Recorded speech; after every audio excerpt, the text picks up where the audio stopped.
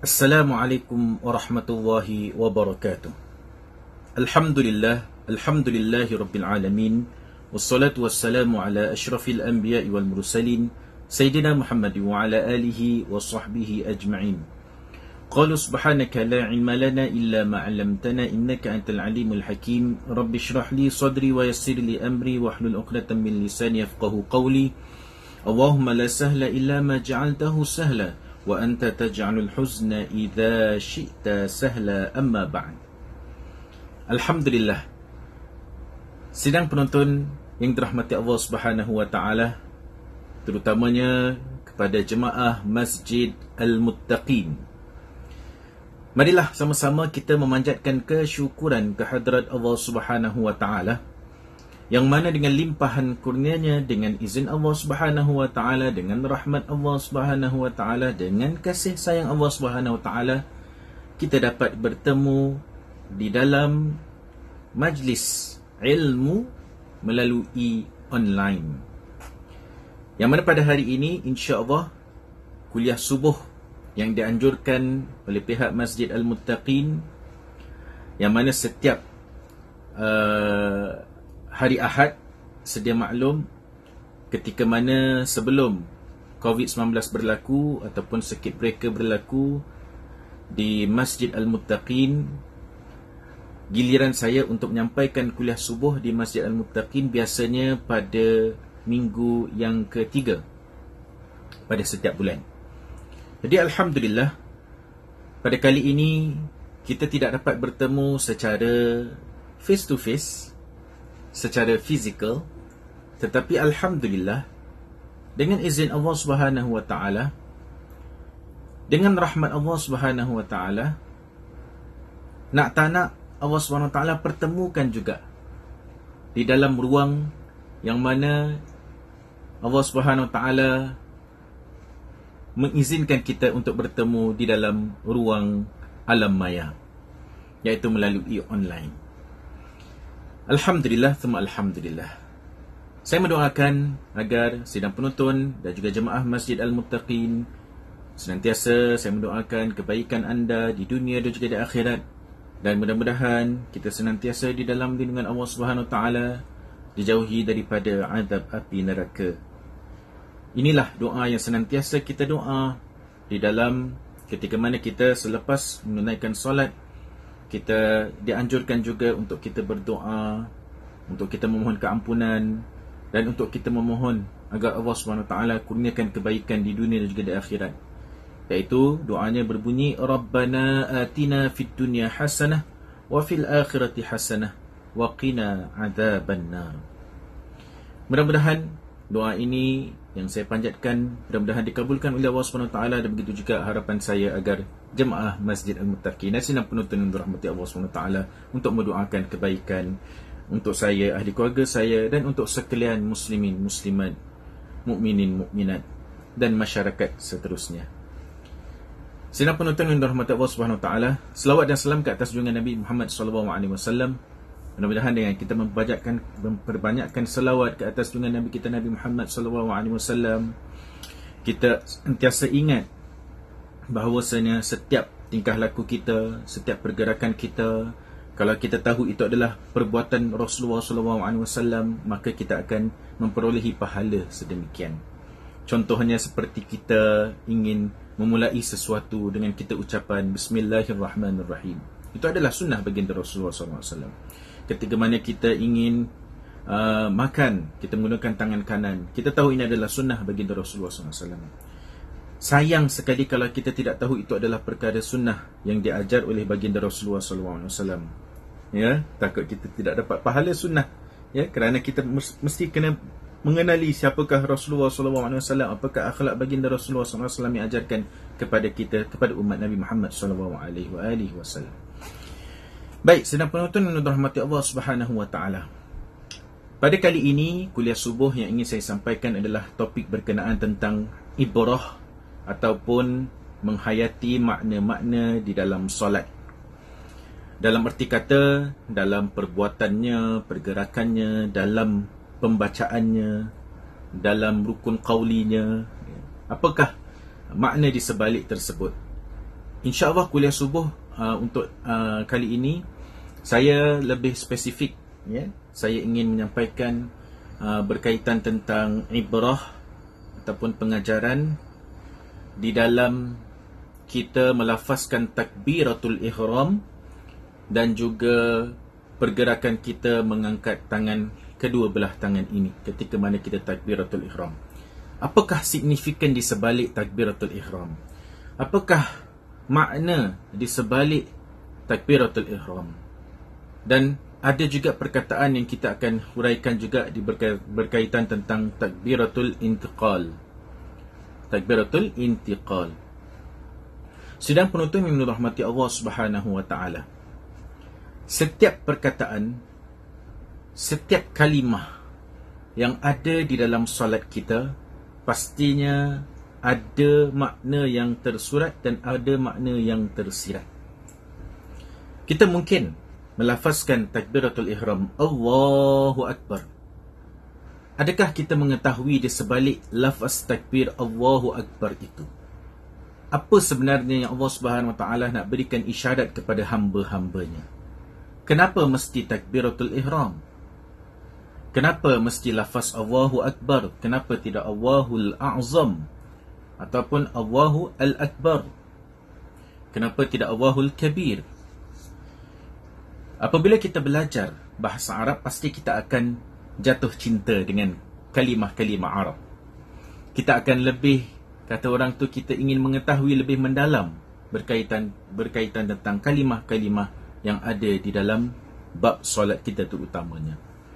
Jadi sangat penting sidang penonton yang dirahmati Allah Subhanahu Wa Taala untuk kita menghayati ibadah solat kita, untuk kita mendalami, untuk kita mentadabbur, untuk kita terkesan dengan solat itu.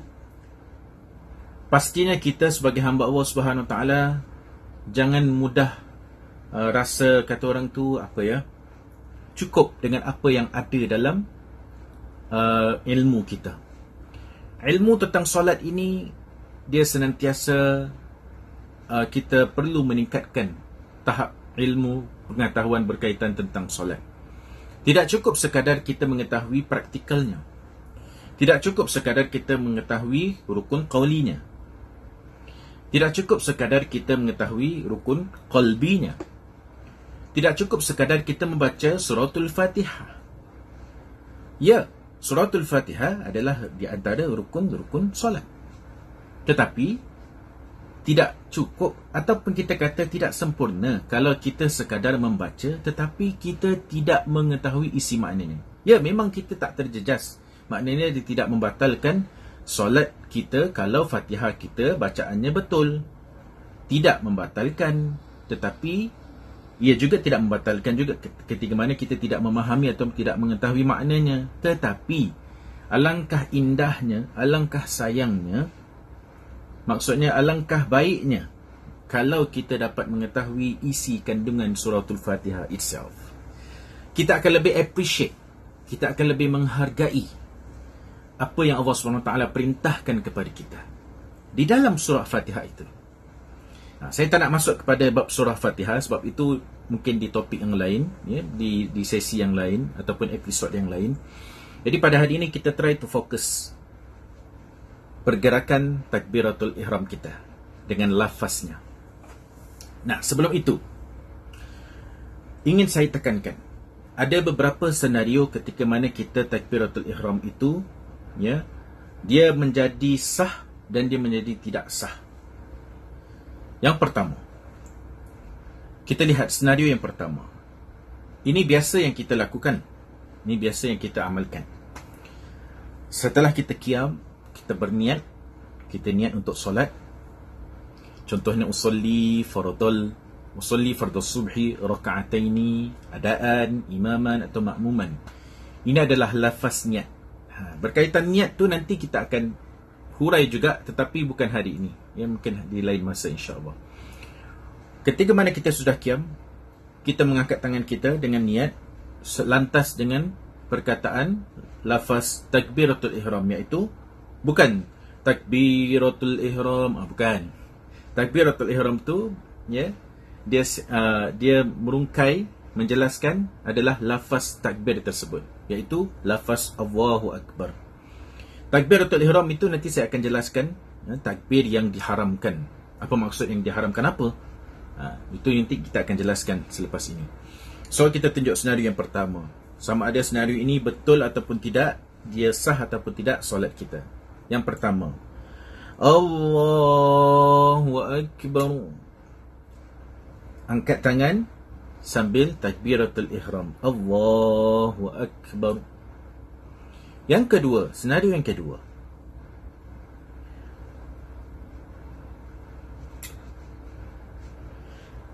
Dia angkat tangan, dia melafazkan takbir, tetapi lafaznya tu secara sir. Malah bukan sir, dia lebih senyap. Maksudnya dia lebih halus, sehingga kan lafaz takbir tersebut tidak didengari oleh dirinya sendiri. Contohnya, mulut dia kumat kamih, mulut dia gerak, Allahu Akbar, tetapi lafaznya tu dia tidak dengar. Ini senario yang kedua. Dia angkat tangan ni, dan dia lafaz juga, tapi lafaznya secara perlahan, sehingga kan dia tidak dengar. Yang ketiga, angkat tangan tanpa dia melafazkan takbir. Okey, itu yang ketiga. Yang keempat, Allahu Akbar. Lihat ada 1, 2, 3, 4 senario. Yang keempat tadi apa? Dia tidak angkat tangan, tetapi dia melafazkan Allahu Akbar. Nah, sidang penonton yang dirahmati Allah Subhanahu Wa Taala, di antara 4 senario, agak-agak yang mana satu sah solatnya, yang mana satu dikirakan dia menepati rukun solat. Yang pertama tadi, Allahu Akbar, sah. Yang kedua, dia melafazkan, tetapi lafaz itu terlalu silent, ataupun dia terlalu pelan, sehingga kan dia tidak dengar sendiri telinganya. Maka yang kedua ini menjadi tidak sah. Nanti saya akan kongsikan kenapa, apa sebab dia. Kemudian yang ketiga, langsung tak bunyi. Ini bukan dikatakan orang yang bisu. Ini saya tidak menceritakan tentang orang yang bisu. Bisu tu dia bahagian rukun, maksudnya dia bahagian lain lah. Dia ada hak dia sendiri. Tapi ini orang yang normal, orang biasa. Yang keempat, dia tidak mengangkat tangan, tetapi dia melafazkan Allahu Akbar. Kalau kita lihat buku-buku fiqh, di antara rukun solat, takbiratul ihram itu disebut sebagai lafaz takbiratul ihram. Lafaz takbiratul ihram. Nah, maknanya yang keempat, walaupun dia tidak angkat tangan, tetap sah solatnya kerana dia melafazkan takbiratul ihram. Boleh dapat senang penonton? Alhamdulillah. Baik. Walaupun kita tidak dapat berinteraksi, seolah-olah saya macam berinteraksi di hadapan sidang penonton yang dirahmati Allah SWT, jemaah, terutama di jemaah Masjid Muttaqin lah. Sangat rindu sebab yalah, saya tinggal di kawasan Ang-Mo-Kio, jadi dapatlah saya senantiasa berjumpa dengan jemaah-jemaah di sana. Alhamdulillah, kesempatan ini Masjid Muttaqin mengundang saya untuk menyampaikan kuliah subuh pada hari ini. Alhamdulillah. Baik. Jadi di antara 4 perkara itu, yang pertama tadi, yes, memang jelas dia mengangkat tangan, masya-Allah, dia mengikut sunnah baginda Rasulullah SAW, dia mengikut apa yang disebut di dalam hadis sallu kama ra'aitumuni usolli. Solatlah kamu seperti mana kamu melihat aku solat. Nanti orang akan terfikir, kita tidak pernah jumpa dengan baginda Rasulullah SAW. Macam mana kita nak ikut cara Rasulullah SAW? Melalui hadis-hadis baginda Rasulullah SAW, melalui penjelasan sahabat, melalui penjelasan tabi'in, para alim ulama. Jadi kita dapat penjelasan bagaimana Rasulullah SAW menunaikan solatnya secara sempurna. Nah, itu yang pertama. Yang kedua, ini ada masalah. Masalahnya, dia kadang-kala dia begini. Dia merasakan perkara ini sudah terbiasa. dengan melafazkan takbir secara perlahan, dan dia merasakan perkara ini takkan menjadi satu kesalahan sebab dah rutin, kata orang tu dah season. Takkanlah aku akan sebut Allahul Azam, Allahul Akbar, Allahul Kabir. Mungkin apa? Senantiasa aku akan baca Allahu Akbar. Ini bukan masalahnya dari situ. Masalahnya adalah para alim ulama telah membahas berkaitan tentang perkara ini. Dia kalau nak perlahan, asalkan perlahan itu kita dapat mendengar dengan telinga kita sendiri. Contohnya Allahu Akbar. Perlahan ni saya sebut, tetapi saya dapat dengar perkataan yang aku sebut itu adalah Allahu Akbar. Begitu juga dalam bab bacaan suratul Fatihah. Suratul Fatihah kita perlu baca satu persatu dengan kita mendengar apa yang kita baca. Jangan kita baca macam kita baca betul. Memang kumat kamit dia tu tepat, macam seolah macam bertajwid. Bismillahirrahmanirrahim. Tetapi dengan dia buat sedemikian, adakah dia mendengar apa yang dia baca? Ini yang penting, poin yang penting kita nak kena ambil kira dalam kita melafazkan takbiratul ihramnya, dengan melafazkan dengan membaca suratul Fatihahnya, supaya kita baca tu dalam keadaan yang didengari dengan telinga kita. Kalau gitu maknanya senario yang ketiga totally out lah. Totally kita tak boleh terima sebab dia tidak melafazkan takbir walaupun dia angkat tangan. Angkat tangan itu adalah sunnah muakkad yang diberatkan untuk kita ikut, ya. Sifat solat Rasulullah SAW. Yang terakhir pula, ada mazhab-mazhab yang lain, ya, tidak diangkat tangannya, just sekadar melafazkan Allahu Akbar. Tidak hairanlah kalau nanti kalau kita pergi ke Mekah ke Madinah ke, ataupun sesiapa saja, ketika mana dia solat bersebelahan dengan adalah Pak Arab ke, ya, kita tengok kenapa dia tak angkat tangannya waktu takbiratul ihram, tetapi kita mendengar lafaz takbiratul ihramnya, Allahu Akbar.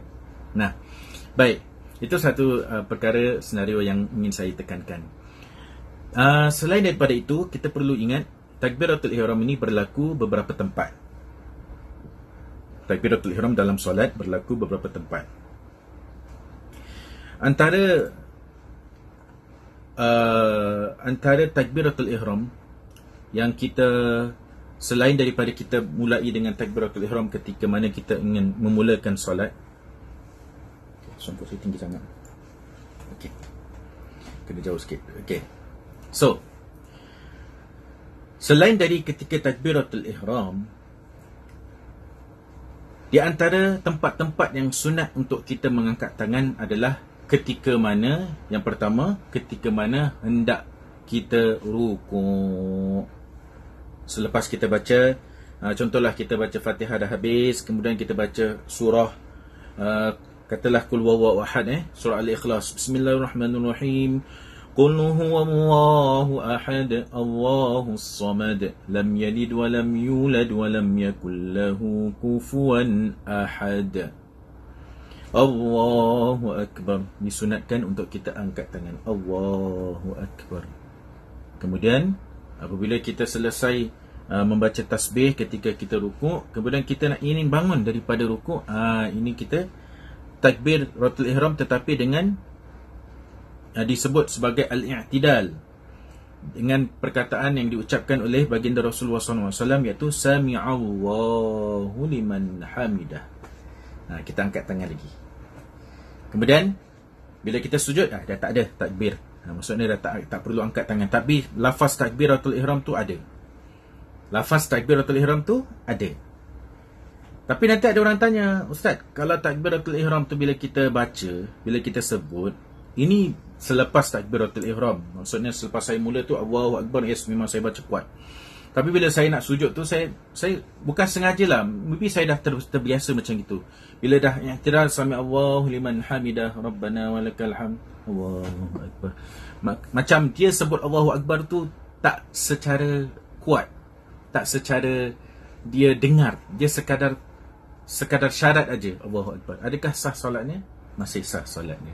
Kerana yang dikira rukun adalah pada permulaannya, ya, pada permulaannya.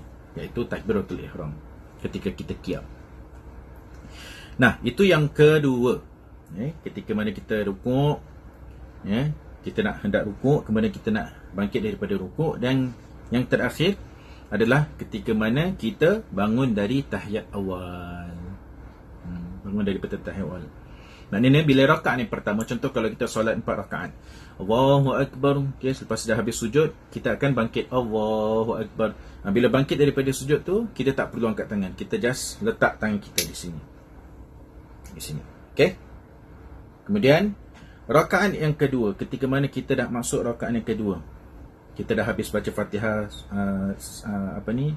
surah, kemudian kita takbir Allahu Akbar, sami Allahu liman hamidah, Allahu Akbar, sujud, duduk antara sujud, kemudian duduk tahiyat awal sampai Allahumma shalli ala Muhammad, dan kita bangkit Allahu Akbar.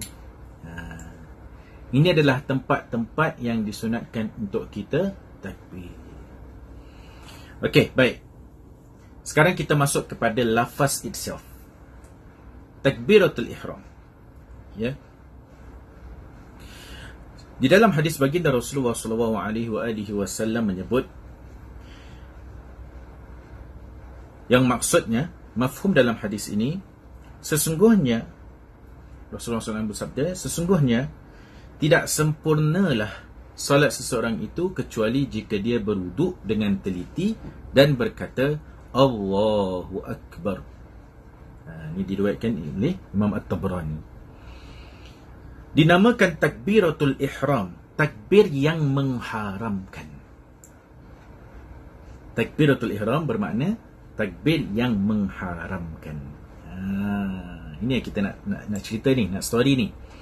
Kerana selepas bertakbir, diharamkan semua perbuatan yang lain melainkan perbuatan-perbuatan yang mesti dilakukan di dalam solat. Maknanya ketika mana kita takbir Allahu Akbar, sedaya upaya kita fokus dalam solat kita, daripada kita terfikir-fikir hal ehwal dunia. Ustaz, senangnya Ustaz cakap, saya kadang-kala sebelum nak takbir tu dah macam-macam saya fikir. Saya letak kunci saya kat mana, tadi isteri saya suruh beli apa, semua ni dah dalam otak fikiran. Sebab itu, seperti mana kita sebagai manusia, ya, memang kita tidak boleh fokus 100% di dalam sesuatu perbuatan. Tetapi kita boleh berusaha untuk menjadi hamba Allah SWT yang fokus.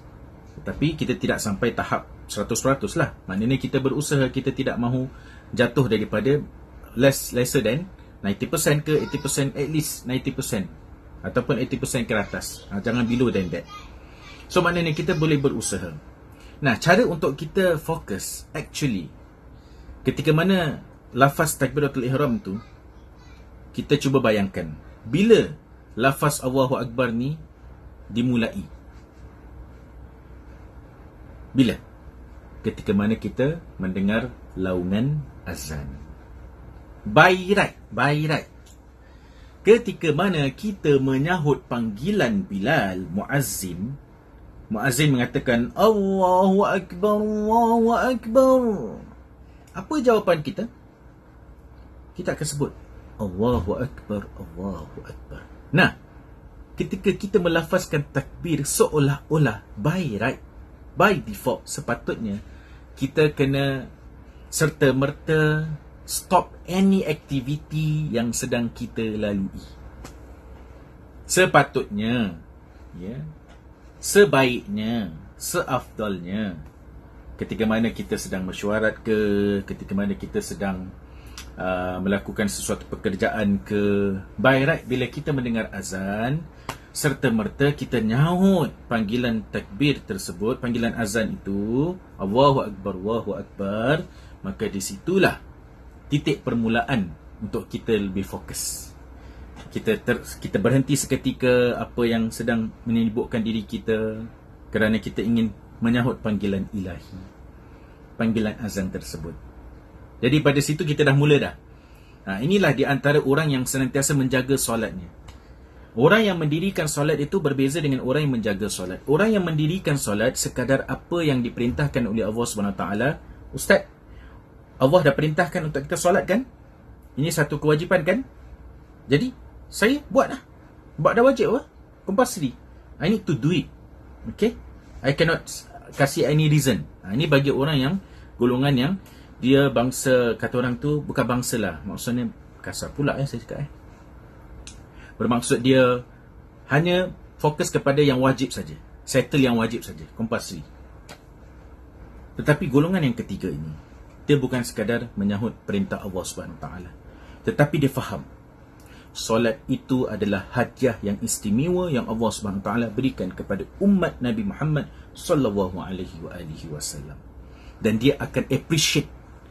Daripada mula dia dengar azan, dia dah appreciate dah lafaz Allahu Akbar. Langsung dia berhenti seketika apa yang menyibukkan dirinya. Kemudian dia nyahut, kemudian dia mengambil wuduk dan langsung dia pergi ke tempat solat. Inilah hamba Allah SWT yang dia prepare before anything. Maksudnya, dia mempersiapkan dirinya sebelum dia nak berjumpa dengan Maha Pencipta. Seperti mana kita kena siap sedia bila kita nak meeting dengan bos kita. Kita kena siapkan diri kita, proposal kita, agenda kita, apa yang kita nak cakap, apa yang kita nak propose dengan chairman, apa yang kita nak feedbackkan dan sebagainya. Kita mempersiapkan diri. Kalau kita dapat mempersiapkan diri dengan bos, ini Maha Pencipta yang menciptakan kita, yang menciptakan bos kita. Kenapa tidak kita mempersiapkan diri terlebih awal sebelum kita nak masuk kepada bab solat? Maksudnya bila kita nak berdiri di dalam solat tersebut, untuk kita nak takbir. Nah, maknanya kita kena menjaga solat kita, bukan sekadar di dalam solat, kita kena jaga juga sebelum solat, di dalam solat, di luar solat, selepas solat.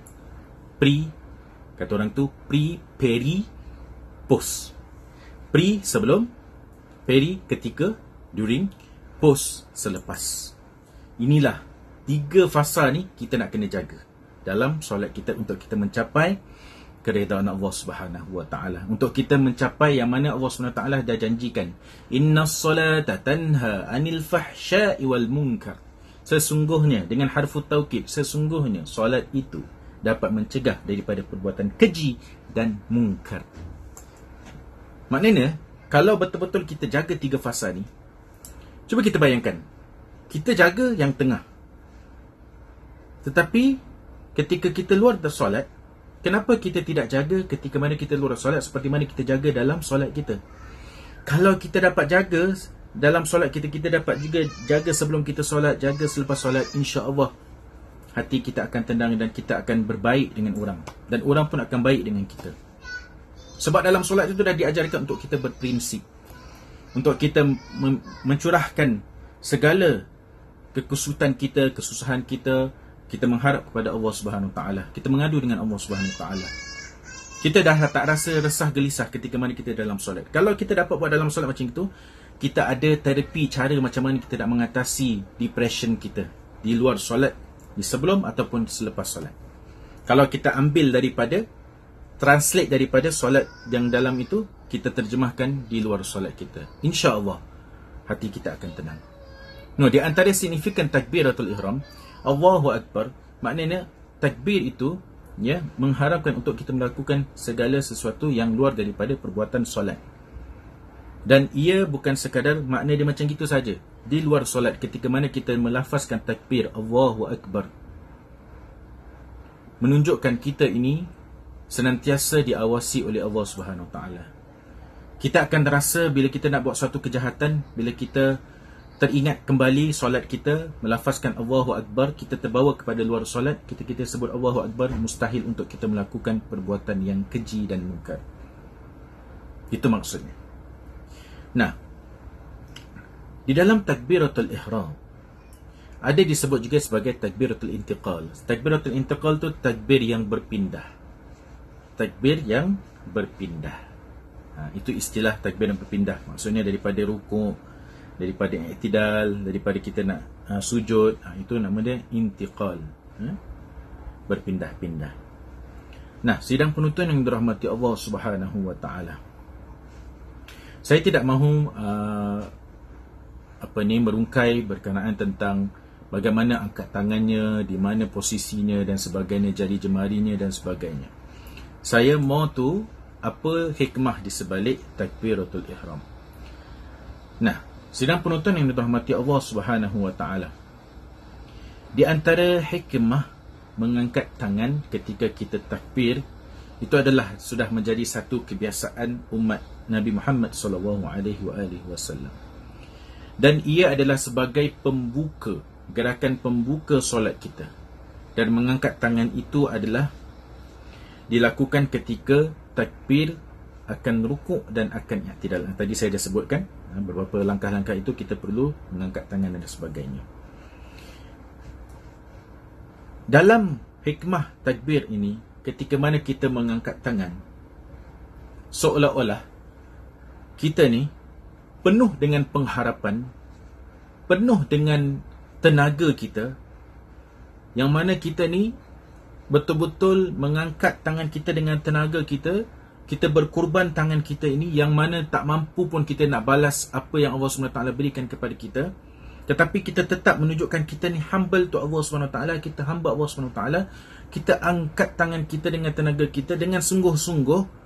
Yang mana bila kita angkat tangan Allahu Akbar, menunjukkan kita ini betul-betul menyerahkan diri kita hanya kepada Allah Subhanahu wa taala, dan kita mengagungkan kekuasaan Allah Subhanahu wa taala. Macam gitulah kita cara untuk nak bersyukur kepada Allah Subhanahu wa taala. Kita kena tunjuk, kita kena tampilkan bagaimana untuk kita syukur kepada Allah Subhanahu wa taala dengan kita jangan malas-malas untuk angkat tangan ni.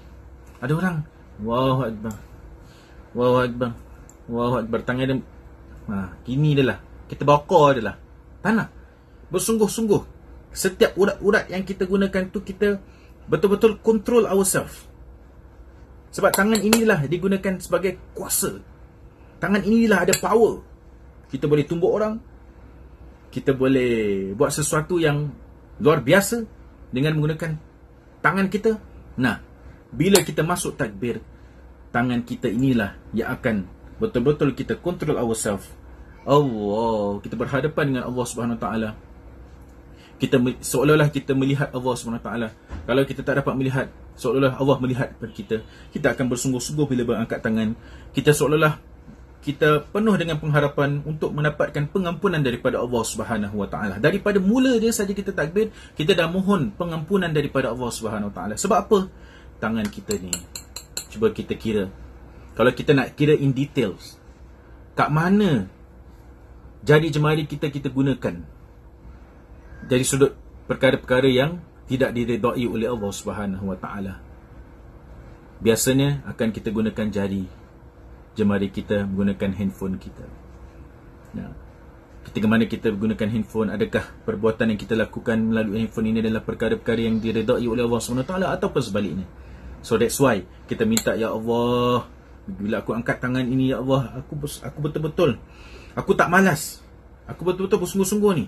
Aku tegakkan jari aku. Aku tahan aku punya tenaga urat semua. Bukan aku bermalas-malas macam ni. Allahu Akbar, seolah-olah aku tidak ada pengharapan daripadamu, ya Allah. Aku betul-betul mengharap, ya Allah. Kita mengharap, ya Allah, aku berharap, ya Allah, Engkau ampunkanlah segala dosa-dosa tangan aku, segala dosa-dosa anggota badan aku, segala dosa-dosa jari jemari yang aku ni biasa ni komen dan sebagainya daripada keyboard warrior dan sebagainya. Ya Allah, ampunkanlah dosaku, ya Allah. Allahu Akbar. Kalau kita dapat menghayati pengharapan penuh dengan pengagungan Allah Subhanahu Wa Taala, penuh dengan feel, kita akan merasa, ya Allah, aku ni hamba Allah Subhanahu Wa Taala, aku ni lemah, ya Allah. Aku ni dhaif, ya Allah. Hanya Engkau saja yang maha lebih besar, paling besar, tak ada orang yang lebih besar daripada itu. Akbar, yang lebih besar, yang paling besar. Tak ada yang boleh tanding kebesaran Allah Subhanahu Wa Taala. Hanya kepadamu sahaja, ya Allah. Dengan kebesaranmu, ya Allah, ampunkanlah dosaku, ya Allah. Allahu Akbar. Itu di antara starting point. Bila kita nak bertemu dengan Allah, kita mohon, yalah, kita dah mulakan dengan berwuduk tu, kira dah sedikit sebanyak dah mensucikan diri kita daripada dosa-dosa tangan kita, dosa-dosa air muka kita, kepala kita, telinga kita, kumur-kumur kita, hidung kita. Nak sebut pasal kumur-kumur dengan hidung ni buat sementara ni COVID-19. Kalau kita solat kat masjid, kalau kita tak berwuduk, kita berwuduk di masjid, jangan kumur-kumur ya, jangan kita bersihkan hidung ya. Ini di antara perkara-perkara yang boleh menyebabkan terkesan dengan perkara-perkara yang tidak diingini. Kita kena jaga kemaslahatan orang lain. Ketika mana kita buang air daripada mulut kita kan, di kawasan itu boleh terjejas. So, kalau nak ambil wuduk secara sempurna, please do at home. Okay, do it at home. Kalau di masjid, kita kena faham situasi. Kita kena jaga kemaslahatan orang lain. Jadi sidang penonton yang dirahmati Allah Subhanahu Wa Taala, jadi ketika mana kita takbir, kita mohon keampunan daripada Allah Subhanahu Wa Taala. Kita bersiap sedia, ya Allah, ampunkanlah dosaku ya Allah. Kita tadi dah berwuduk, kemudian kita takbir dengan mohon keampunan daripada Allah Subhanahu Wa Taala. Dengan itu kita dapat solat dalam keadaan yang kita tenang, dalam keadaan kita mohon pengampunan daripada Allah SWT, daripada rahmat Allah SWT, daripada segala daripada Allah SWT. Kita serahkan segala-galanya kepada Allah SWT. Nah, sedang penonton yang dirahmati Allah SWT,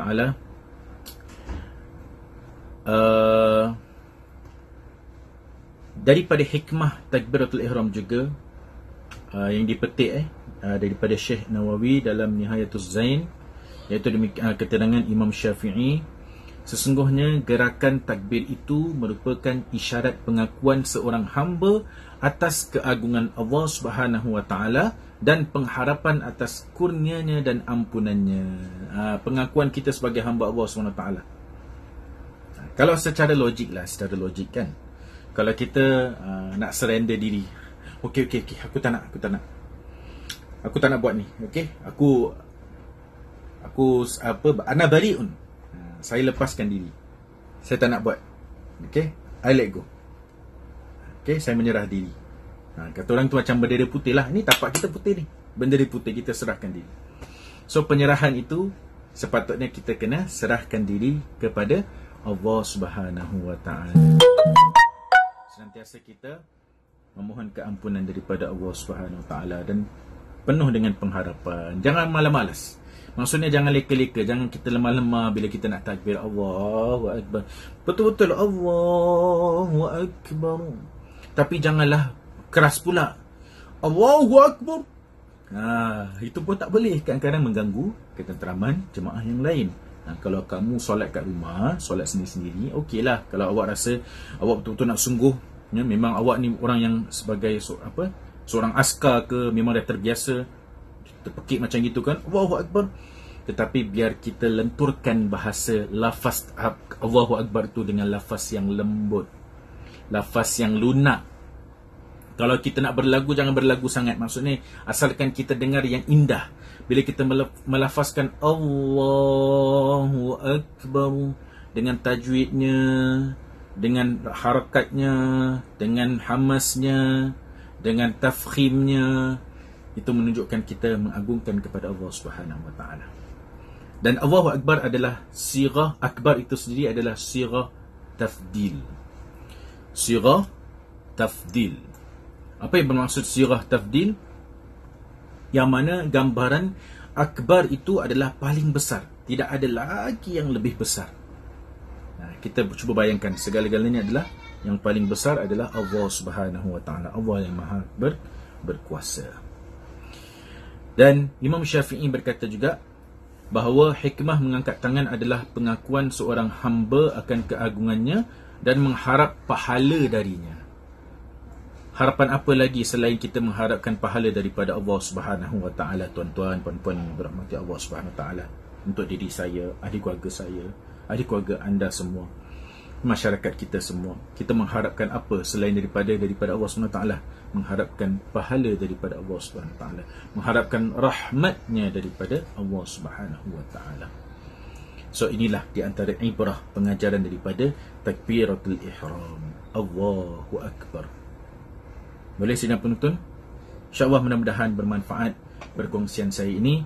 Mudah-mudahan insya-Allah di lain masa kita dapat bertemu di dalam sesi ibrah dari makna-makna ataupun bacaan-bacaan atau pergerakan-pergerakan solat kita. Mudah-mudahan daripada kita mengetahui pengajaran di sebalik apa yang kita lafazkan, di sebalik pergerakan kita, insya-Allah kita dapat menghayati ibadah solat kita insya-Allah. Wallahu a'lam bissawab. Sekian saja daripada saya. Yang baik itu datang daripada Allah, segala kekurangan datang daripada kelemahan diri ini. Aqulu qawli hadza wa astaghfirullahal azim li wa lakum wa li sa'iril muslimin wal muslimat wal mu'minin wal mu'minat fastaghfiruh fa ya fawzal mustaghfirin wa ya najatat taibin. Wa billahi taufiq hidayah biridha wal inayah. Wassalamu alaikum warahmatullahi wabarakatuh.